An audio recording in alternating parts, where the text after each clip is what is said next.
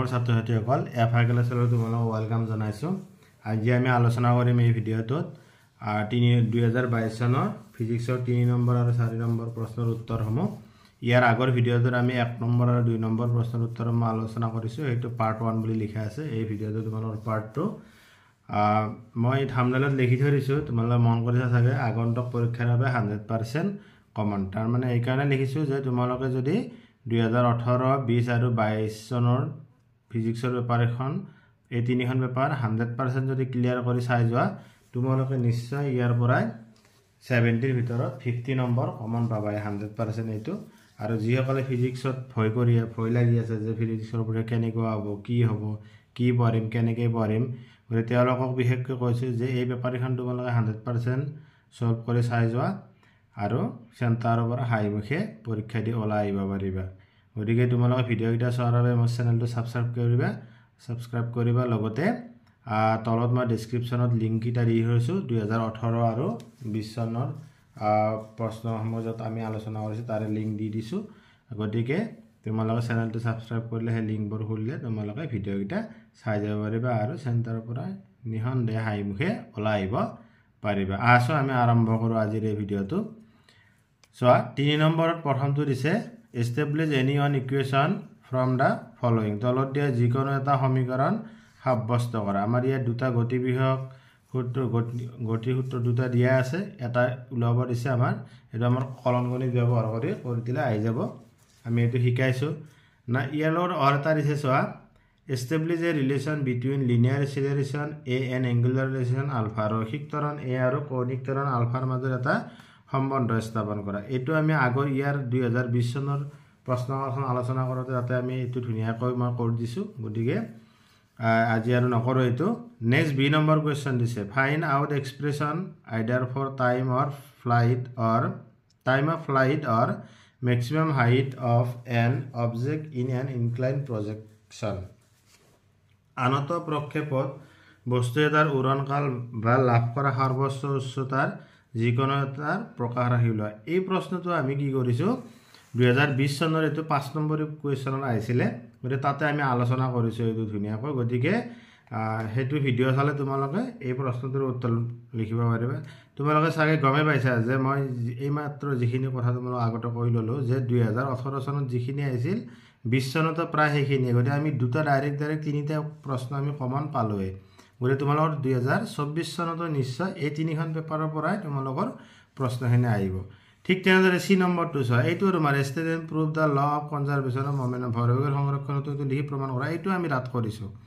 সেইখন পেপাৰত। নেক্সট ইয়াৰ লগত আৰু এটা দিছে, গতিকে এইটো দিয়া আছে কাৰ্যশক্তিৰ সূত্ৰটো লিখি প্ৰমাণ কৰা। এইটো তোমালোকৰ 2018 বা 20 চনৰ পেপাৰখনত আমি আলোচনা ধুনীয়াকৈ কৰিছোঁ। তোমালোকে তাত ভিডিঅ'কেইটা চালে গম পাবা। গতিকে তোমালোকে দেখিলা এই 3 নম্বৰৰ প্ৰশ্ন আমাৰ ইয়াত 5টা প্ৰশ্ন আছে। গোটেইকেইটা আমি 2018 আৰু 2020 চনত অহা কুৱেশ্যন। গতিকে মই যিখিনি কথা ক'লোঁ তাৰে প্ৰমাণ চাগে তোমালোকে ইয়াতে পাইছাই অলৰেডি। গতিকে আমি নেক্সট চাই লওঁ কুৱেশ্যন নম্বৰ ডি। কি দিয়া আছে ষ্টেট পাস্কেলছ ল find out the force F2 acting on the large piston of A hydraulic press if the force on the small piston is F1। পাস্কেলৰ সূত্ৰটো লিখা। এটা হাইড্ৰলিক প্ৰেছৰ সৰু পিষ্টনটোক প্ৰয়োগ কৰা বল F1 হয়, ডাঙৰ পিষ্টনটোৰ প্ৰযুক্ত বল F2 নিৰ্ণয় কৰা। গতিকে এইটো আমাৰ আগৰ প্ৰশ্নসমূহত আছে। সেইটো তাতে কুৱেশ্যন তেনেকৈ দিছে যে পাস্কেলৰ সূত্ৰ এটা প্ৰয়োগ ব্যাখ্যা কৰা। আল্টিমেটলি তোমালোকৰ হাইড্ৰলিক প্ৰেছৰ বিষয়ে বা হাইড্ৰলিক লিফ্টৰ বিষয়ে লিখিব লাগিব। গতিকে তোমালোকৰ কুৱেশ্যনটো যদিও অলপ বেলেগ কৰিছে কিন্তু কথা একেখিনিয়ে। তাত তোমাৰ F2ৰ ভেলুটো ওলাই দিলে হৈ যাব। আমাৰ এইটো এক্সপ্ৰেশ্যন আছে নহয় তোমালোকৰ হাইড্ৰলিক লিফ্টত F1 divided by A1 equal to F2 divided by A2। গতিকে ইয়াৰ পৰা F2টো ওলাই দিলে কথাখিনি লিখি হৈ যাব তোমালোকৰ। নেক্সট ইয়াৰ লগত এটা ৱাৰ্ড দিছে চোৱা the density of the atmosphere at sea level is 1.29 kg per meter cube. If it is considered to be constant, calculate the height of the atmosphere. Given one atmospherical pressure at sea level is 1.013 into 10 to the power 5 Pascal. সাগৰ পৃষ্ঠত বায়ুমণ্ডলৰ ঘনত্ব 1.29 kilogram পাৰ metre cube. যদি এই ঘনত্বক ধ্ৰুৱক বুলি ধৰা হয় বায়ুমণ্ডলৰ উচ্চতা গণনা কৰা দিয়া আছে সাগৰ পৃষ্ঠৰ এক বায়ুমণ্ডলীয় চাপ হ'ল 1.013 × 10⁵ পাস্কেল গতিকে আমি এটো কেনেকৈ কৰিব লাগিব চাও গতিকে আমি চাবা কি কৰিম ইয়াত কি দিয়া আছে এখিনি আগে লিখিলো আমি ইয়াত তোমাৰ দিয়া আছে ঘনত্ব বায়ুৰ ঘনত্ব কিমান সাগৰ পৃষ্ঠত বায়ুৰ ঘনত্ব ρ = 1.29 kg/m³। নেক্সট তোমালোকৰ দিয়া আছে বায়ুমণ্ডলীয় চাপ PA = 1.013 × 10⁵ পাস্কেল মানে আমাক H ওলাব আছে H = হট এতিয়া আমি কি সূত্র প্রয়োগ কৰিম we know that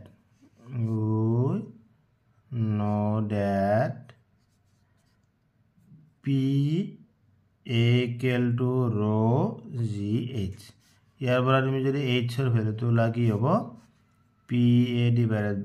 ρg গতিকে তোমালোকৰ এটো আহিব 1.29 * g এৰ ভ্যালুটো 9.8 গতিকে তোমাৰ এটো আছে এটমস্ফিয়াৰিক প্ৰেসাৰ 1.013 × 10⁵। এতিয়া তোমালোকে এইখিনি ক্যালকুলেশন কৰিলে এটো পূৰণ কৰিলে এটো আহিব তোমালোকৰ 12.642 1.013 × 10⁵। গতিকে তোমালোকৰ এইখিনি ক্যালকুলেশন কৰি দিলে 0.08012 × 10⁵ মিটাৰ আহিব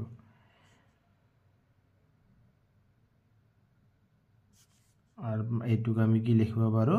8012 মিটাৰ বুলি লিখিব পাৰো ডাইৰেক্ট 1 2 3 4 5 হৈছে গতিকে এইখিনি আনসাৰ দিলো তোমালোকৰ গতিকে অতি সহজ কোৱেশ্চন এইটো নেক্সট তোমালোকৰ ই নম্বৰটো দিয়া আছে define coefficient of volume expansion so that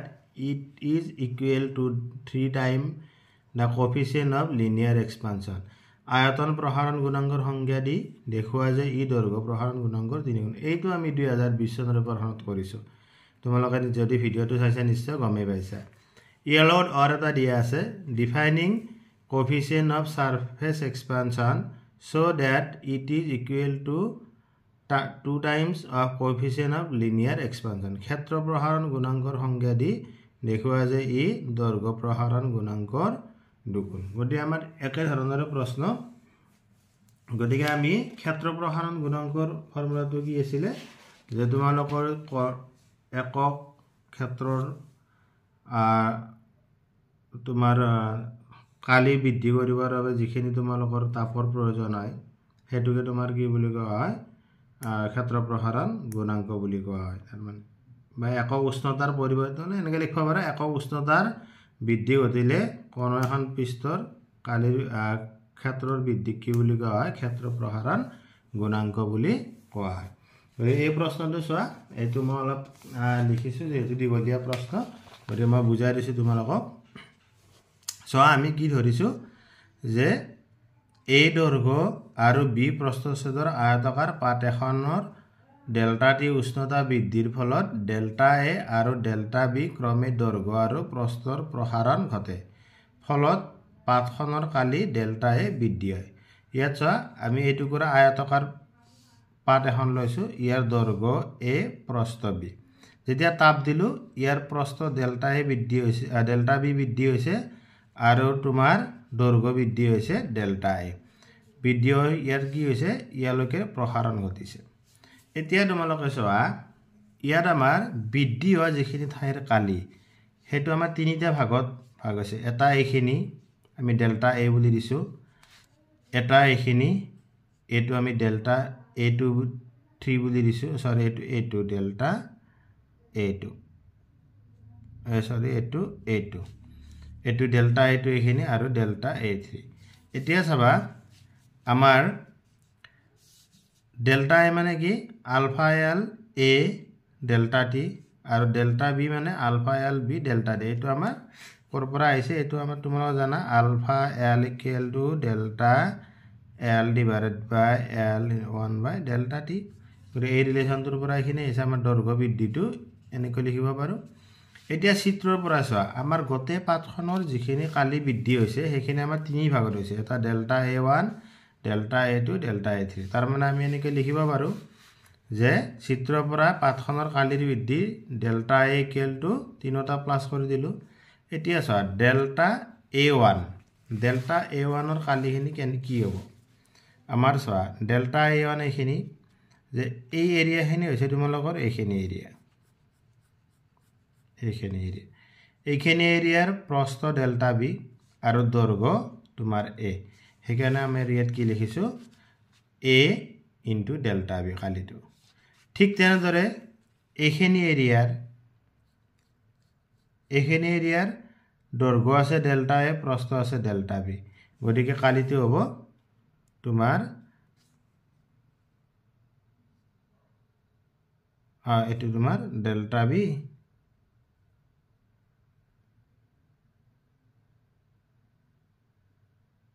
আৰু তোমাৰ এইটো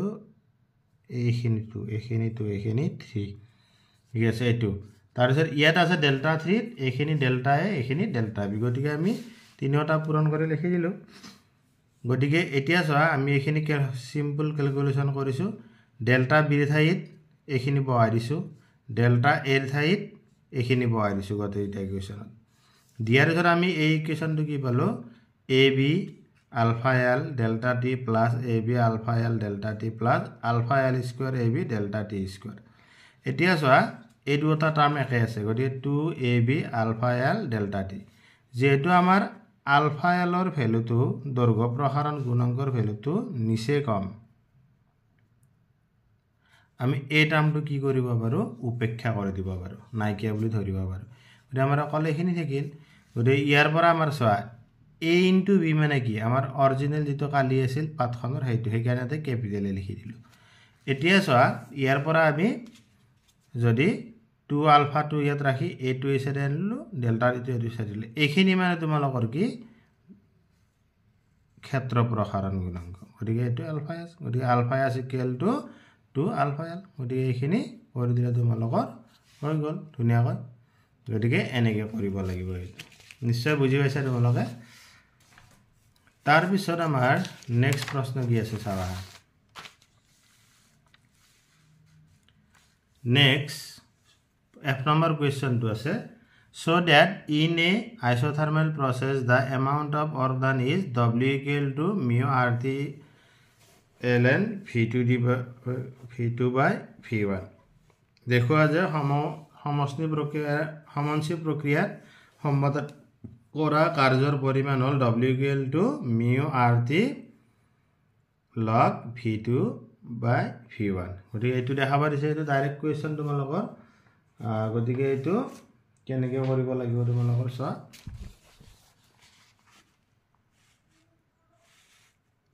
এটো মই লিখি ধৰিছো যে ধৰা হল আদৰ্শ গেছ এটা সমষ্টি প্ৰক্ৰিয়াৰে টি উষ্ণতাত P1 V1 অৱস্থাৰ পৰা P2 V2 অৱস্থালৈ যায় তাৰ মানে প্ৰথমতে চাপ P1 আয়তন V2 গতিকে ইয়াত তোমাৰ তাৰ পৰা কি হয় চাপটো P2 লৈ পৰিৱৰ্তন হয় আয়তন V2 লৈ পৰিৱৰ্তন হৈছে এতিয়া এইখিনি হওঁতে তোমাৰ কাৰ্যটো কি হ'ব W equal to integration V1 to V2 limit to P dV এতিয়া চাবা আদৰ্শ গেছৰ সমীকৰণ মতে কি PV equal to mu RT এইটো আমাৰ আদৰ্শ গেছৰ সমীকৰণ গতিকে ইয়াৰ পৰা P2 ওলালে কি হ'ব mu RT divided by V গতিকে ইয়াত P ঠাইত আমি কি বহাই দিলো এইখিনি বহাই দিলো বহাই দিয়াৰ পিছত তোমালোকৰ mu RT এই ক্ষেত্ৰত কনস্ট্যান্ট হ'ব গতিকে বাহিৰলৈ ওলাই আহিল 1 by V dV so integration 1 by x dx equal to তোমাৰ log x এটো আছে গতিকে তোমাৰ এটো আমাৰ log v হৈ গল এতিয়া limit two v1 two v2 গতিকে আমাৰ লিমিট টু পুট কৰি দিলো ইয়াত পুট কৰি দিয়াৰ লগে তোমাৰ ln v2 মাইনাস এটো লগৰ ধৰ্মমতে কি হ'ব v2 divided by v1 গতিকে এইখিনি এটো অতি সহজ প্ৰশ্ন এটো নেক্সট তোমালোকৰ অৰ এটা দিছে অৰটো কি দিছে যে তোমাৰ এডিয়াবেটিক প্ৰসেছত তোমালোকৰ অৰ্গানটো এটো উলাব দিছে ৰুদ্ৰাপীয় প্ৰক্ৰিয়াৰ সম্পাদন কৰা কাৰ্যৰ পৰিমাণটো এইটো বুলি তোমাক উলিয়াব দিছে গতিকে এইটো বস্তু তোমালোকৰ ঠিক একে চেপ্টাৰৰ পৰাই দিছে বস্তুটো যে এনেকৈ লিখিব লাগিব ধৰা হ'ল ৰুদ্ৰতাপীয় প্ৰক্ৰিয়াৰে আদৰ্শ গেছ এবিধৰ P1 V1 T1 অৱস্থাৰ পৰা P2 V2 T2 অৱস্থালৈ পৰিৱৰ্তন হৈছে এই ক্ষেত্ৰত কাৰ্যৰ পৰিমাণ W = ইন্টিগ্ৰেশ্যন V1 to V2 PdV এতিয়া চোৱা আমাৰ ৰুদ্ৰতাপীয় প্ৰক্ৰিয়াৰ ক্ষেত্ৰত কি হয় P V2 gamma = K গতিকে ইয়াৰ পৰাই P2 ওলালে তোমাৰ K / V2 gamma এইখিনি ইয়াত বহাই দিলোঁ দিয়াৰ পিছত তোমাৰ পাৱাৰটো আমি এনেকৈ লিখিব পাৰোঁ V2 - gamma এইখিনি এতিয়া তোমাৰ K2 ইয়াত ধ্ৰুৱক গতিকে K2 বাহিৰলৈ লৈ গুচি আহিলোঁ গতিকে তোমাৰ অকল এতিয়া ইন্টিগ্ৰেশ্যন হ'ব V2 - gamma dV এইখিনি আমি ইন্টিগ্ৰেশ্যন কৰিব লাগিব এইখিনি ইন্টিগ্ৰেশ্যন কৰিলে তোমালোকৰ কি হ'ব চোৱা V2 - gamma +1 / -gamma +1 তাৰ মানে এইটো ফৰ্মুলা তোমালোকৰ ইন্টিগ্ৰেশ্যন x⁴ n = x⁴n + 1 / n + 1 এই ফৰ্মুলাটো গতিকে তাৰপিছত তোমাৰ এইখিনি আমি কি কৰিলোঁ 1 - gammaটো বাহিৰলৈ উলিয়াই লৈ আহিলোঁ এইটো লিমিটটো পুট কৰি দিলোঁ দিয়াৰ পিছত K2 ভিতৰত পূৰণ কৰি দিলোঁ দিয়াৰ পিছত K ৰ ভেলুটো তোমাৰ কি P2 V2 gamma আমাৰ আগতে এইটো লিখিছিলোঁ নহয় PV gamma = K গতিকে তোমাৰ ইয়াত V2 আছে গতিকে P2 V2 হ'ব গতিকে ইয়াত P1 V1 হ'ব এইটো V1 আছে যিহেতু গতিকে ইয়াত যেতিয়া তুমি ক্যালকুলেশন কৰিলা V2 V2 গতিকে পূৰণ হৈ আছে গতিকে পাৱাৰটো কি হ'ব প্লাস হ'ব প্লাস হ'লে -gamma কেনসেল ঠিক ইয়াতো -gamma কেনসেল গৈ এইখিনি থাকিল এতিয়া তোমালোকৰ এইখিনি তোমালোকে যদি কৰা W = 1/1 - gamma থাকিল এতিয়া এইখিনি তোমাৰ চোৱা P2 V2 এইখিনি তোমালোকৰ আদৰ্শ গেছৰ সমীকৰণ মানে PV = μRT গতিকে ইয়াত কি লিখিলোঁ μRT2 আৰটো কনস্ট্যান্ট গতিকে ভেৰিয়েবল নহয় গতিকে r থাকিব ঠিক এইটোত μRT1 হ'ল কাৰণ ইয়াত P1 V1 আছে গতিকে এইখিনি ইয়াৰ পৰা μRটো কমন ল'লোঁ লোৱাৰ লগে লগে তোমাৰ T2 - T1 হৈ গ'ল গতিকে এইটো চিন মানে উল্টাই দিলোঁ দিয়াৰ লগে লগে এইটো T1 - T2 হৈ গ'ল গতিকে এনেকৈ এইখিনি কৰি দিলে তোমালোকৰ ৰিজাল্টটো আহি যাব ধুনীয়াকৈ নেক্সট তোমালোকৰ কি আছে চোৱা ইয়াৰ লগতে এটা অৰ্থ দিছে গতিতত্ত্বৰ ভিত্তিত উষ্ণতাৰ ব্যাখ্যা দিয়া স্বতন্ত্ৰ মাত্ৰা বুলিলে কি বুজায় তোমাৰ এইটো প্ৰশ্নৰ উত্তৰটো তোমালোকে কেনেকৈ লিখিব লাগিব যে তোমালোকে চাবা এটা বস্তু মই ইয়াতে দেখা দিছোঁ যে তোমালোকে এটা ৰিলেশ্যন পাইছা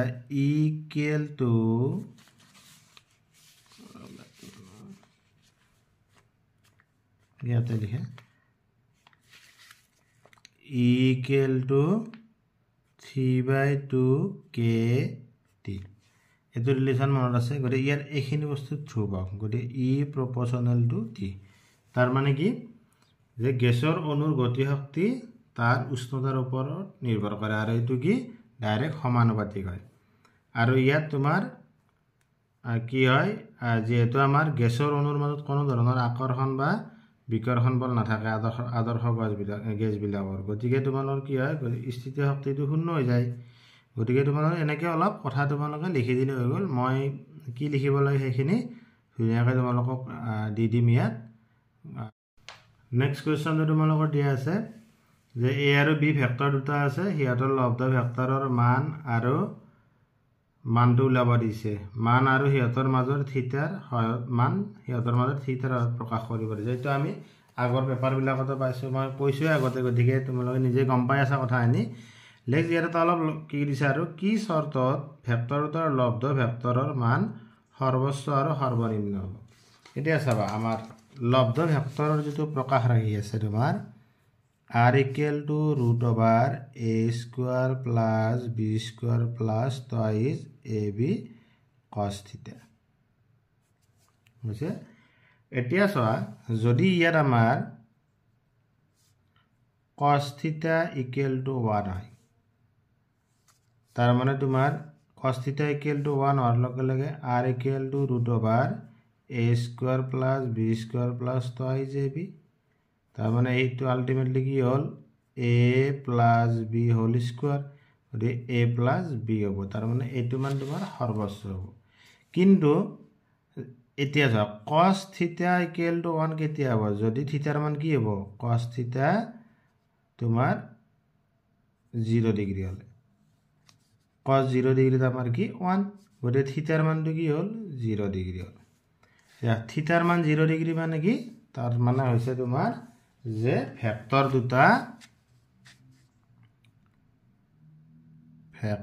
দুটা পৰস্পৰ একে দিশত পৰস্পৰ সমান্তৰাল হলে লব্ধ ভেক্টৰৰ মান সৰ্বোচ্চ হৈছে নেক্সট আমাৰ সৰ্বনিম্ন হ'ব লাগিলে r equal to root over a square plus b square plus twice ab তাৰ মানে আমাৰ cos theta ৰ মানটো কি হ'ব লাগিব -1 হ'ব লাগিব তাৰ মানে cos theta equal to -1 তেতিয়া আমাৰ এটো ফৰ্মুলাটো আহি যাব root over a square plus b square minus twice ab গতিকে তোমাৰ a minus b হ'ব এটো সৰ্বনিম্ন হ'ব মানটো এটো সৰ্বনিম্ন হ'ব হলে ইয়াত cos theta আমাৰ cos কিমান ডিগ্ৰীৰ মান -1 180 ডিগ্ৰী মান তাৰ মানে theta equal to 180 ডিগ্ৰী এতিয়া theta equal to 180 ডিগ্ৰী হলে তোমাৰ ভেক্টৰটো কি হ'ব লাগিব এটা এইটো সাইডত এই ভেক্টৰটো এইটো সাইডত আহিলে b ভেক্টৰটো এইটো সাইডত তাৰ মানে এইটো 180 ডিগ্ৰী হ'ব আৰু এইটো হৈছে এটা আমি কি বুলি লিখিম ভেক্টৰ দুটা বিপৰীত দিশমুখকৈ পৰস্পৰ সমান্তৰাল হলে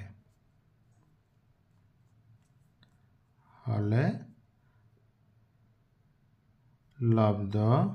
মান সৰ্বনিম্ন হ'ব বাস এনেকে লিখি দিলে তোমালোকৰ হৈ যাব নেক্সট তোমালোকৰ কি প্ৰশ্ন আছে চাও ইয়াৰ লগত এটা অড দিছে deduce an expression for centripetal acceleration as given below অভিযান্ত্ৰিক ত্বৰণৰ প্ৰকাশায়িত তলতীয় ধৰণে উলিয়াব পাৰিছে ac equal to v square divided by r গতিকে আমাৰ আনসাৰটো আমি কেনেকৈ লিখিম চোৱা মই ইয়াত ডায়াগ্ৰাম ড্ৰ কৰি লিখি লৈছো যে চোৱা আমাৰ এটো এটা বৃত্তাকাৰ পথ কেন্দ্ৰ c গতিকে v সুষম বেগেৰে এই r ব্যাসাৰ্ধৰ বৃত্তাকাৰ পথটোত বস্তু এটা সাপোজ গতি কৰি আছে ইয়াত p এটা পয়েন্ট লৈছো আৰু p ড্যাশ এটা পয়েন্ট লৈছো p পয়েন্টত তোমাৰ বেগৰ ডাইৰেকশনটো এনেকুৱা হ'ব আৰু p ড্যাশ পয়েন্টত এনেকুৱাকৈ হ'ব p পয়েন্টৰ অৱস্থান ভেক্টৰ r আৰু p ড্যাশ পয়েন্টৰ অৱস্থান ভেক্টৰ r ড্যাশ এতিয়া চোৱা আমি যদি ভেক্টৰ যোগৰ ত্ৰিভুজ সূত্ৰটো ব্যৱহাৰ কৰো তেনে হলে এই p বিন্দুত বেগ আৰু p ড্যাশ বিন্দুৰ বেগৰ লব্ধ মানটো কি হ'ব এনেকুৱাকৈ হ'ব ডেল্টা v দ্বাৰা বুজাইছো এটো গতিকে ঠিক তেনেদৰে ইয়াৰ অৱস্থানটো কি হ'ব হিয়তৰ কি হ'ব ডেল্টা r দ্বাৰা এনেকে বুজোৱা হৈছে এতিয়া চাবা ইয়াত দুটা ত্ৰিভুজ হ'ল এটা CPP' আৰু DEF ইয়াত এংগলটো একে গতিকে আমাৰ এই দুটা ত্ৰিভুজ কি হ'ব সদৃশ হ'ব এতিয়া যদি ত্ৰিভুজ দুটা সদৃশ হয় তেনহলে তাৰ অনুৰূপ বাহুৰ অনুপাত সমান গতিকে আমি এতে কি লিখিলো delta v divided by v delta r divided by r যেহেতু আমাৰ ব্যাসাৰ্ধ r বুলি ধৰি লৈছো এখানে ইয়াত ক্যাপিটাল r লিখিছো ইয়াৰ পৰা ডেল্টা v ৰ মানটো লিখিলো কি এইখিনি আহি গল এতিয়া ত্বৰণৰ সূত্ৰ মানে কি a equal to কোন এক মুহূৰ্তৰ ত্বৰণ সেইকাৰণে লিমিট ডেল্টা t to 0 লিখি v by t delta v by delta t লিখিছো এতিয়া তোমালোকৰ ডেল্টা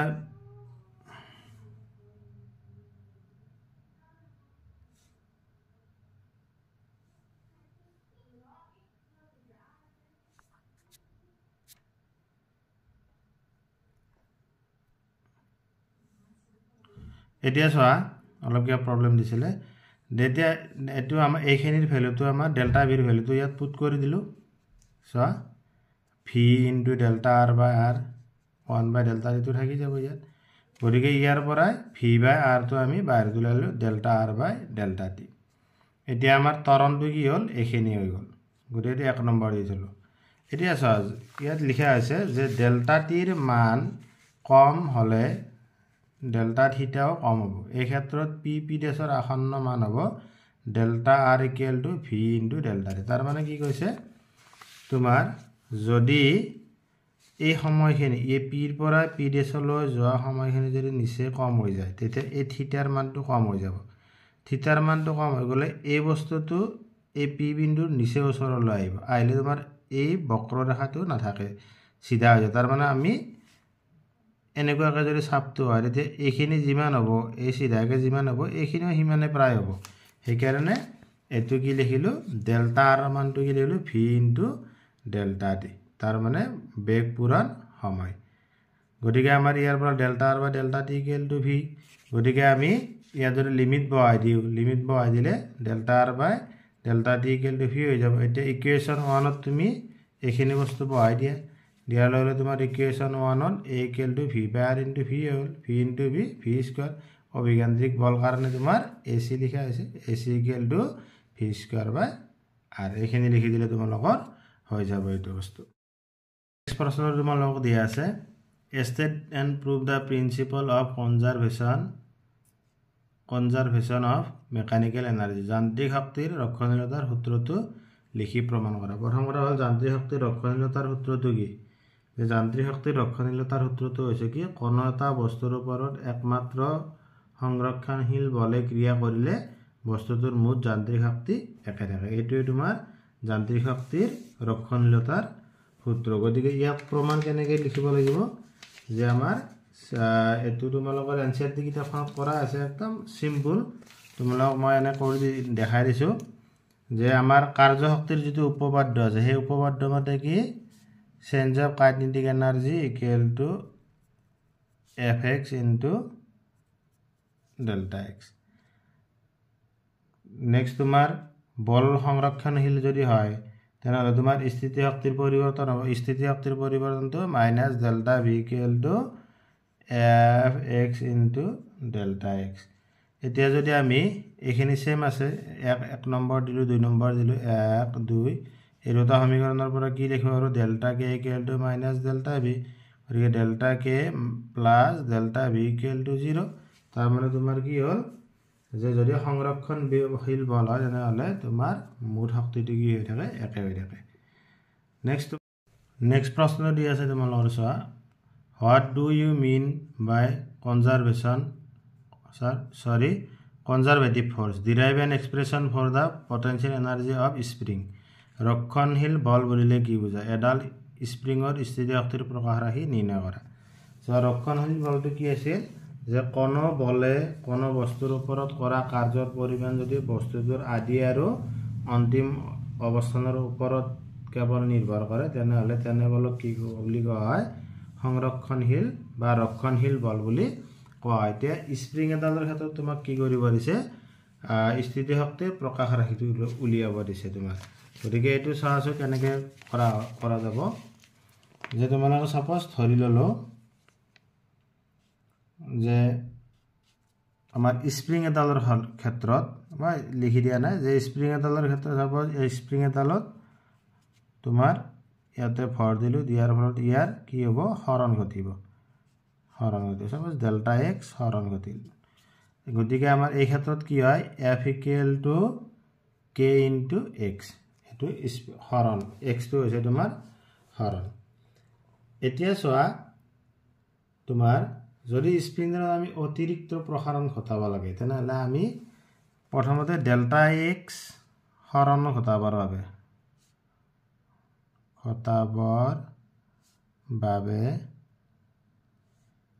কৰিবলগীয়া কাৰ্য যেটা আমি শক্তি নিৰ্ণয় কৰিব লাগে কাৰ্যটো ওলাব লাগিব কি হ'ব dw equal to f into dx কিন্তু f ৰ ভ্যালুটো আমাৰ কি আছে kx into dx এতিয়া যদি আমি মুঠ হৰণ x হলে যদি বস্তুটোৰ আমাৰ এটো অৰ্থ কি সূক্ষ্ম হৰণৰ কাৰণে এখিনি এতিয়া যদি আমাৰ তাৰডালৰ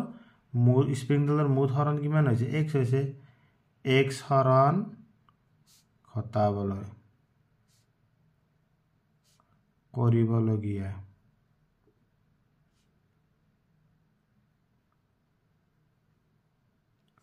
মুঠ কাৰ্য w equal to integration 0 to x f dx গতিকে তোমাৰ বা dw বুলি লিখি দিলে ডাইৰেক্ট হৈ গ'ল গতিকে এটো আমি 0 to x kx dx লিখি দিলো গতিকে তোমালোকৰ এখিনি ইন্টিগ্ৰেশন কৰিলে তোমালোকৰ ইন্টিগ্ৰেশন 0x k to বাহিৰত ওলাই আহিল এতে k square divided by 2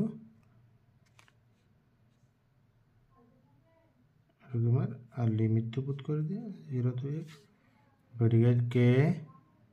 x square divided by 2 0 divided by 2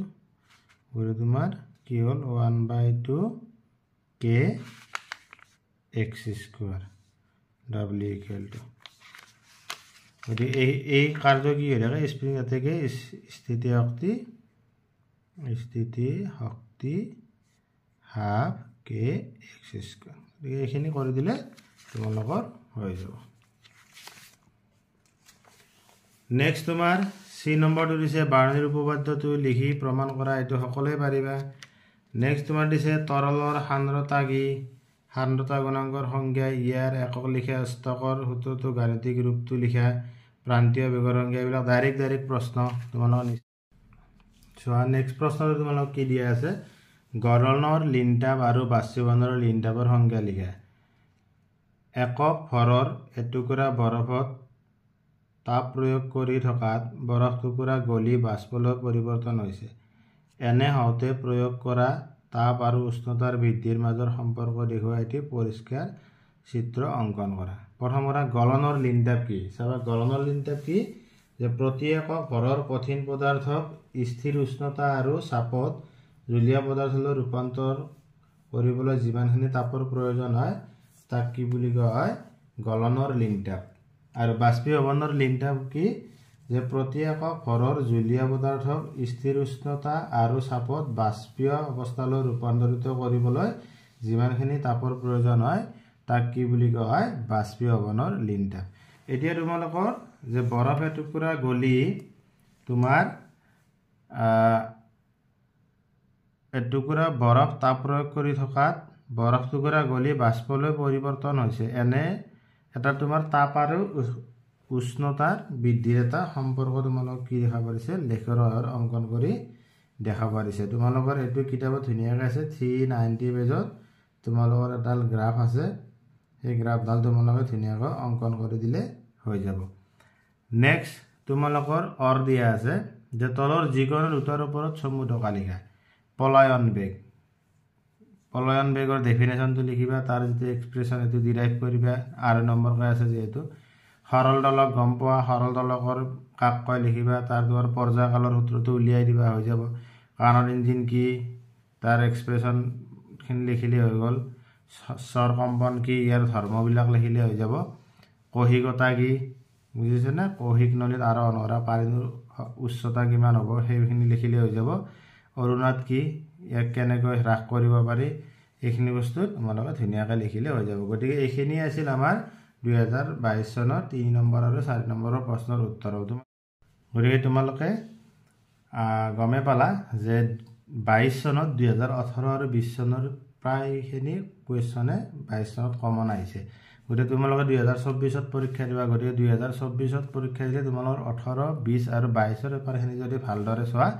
নিশ্চয় তোমালোকে ইয়াৰ পৰা বহুতখিনি কমন পাবা গতিকে এইখিনি এবাৰ ভালদৰে চাবা ডেসক্ৰিপচনত তোমাৰ বাকি ভিডিঅ'ৰ লিংকবিলাক দিয়া আছে গতিকে তোমালোকে আগলৈ এনে ধৰণৰ ভিডিঅ' পাবৰ বাবে চেনেলটো সাবস্ক্ৰাইব কৰি থবা লাইক কৰিবা কমেন্ট কৰিবা ধন্যবাদ